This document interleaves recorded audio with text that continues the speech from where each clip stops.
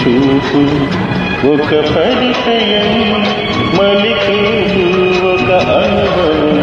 ఈ చూపుల ఊసులలో ఆ కన్నుల కలయికలా జరిగే తతంగం, అనురాగపు తొలి రంగం. తొలి చూపు ఒక పరిచయం, మలి చూపు ఒక అనుభవం.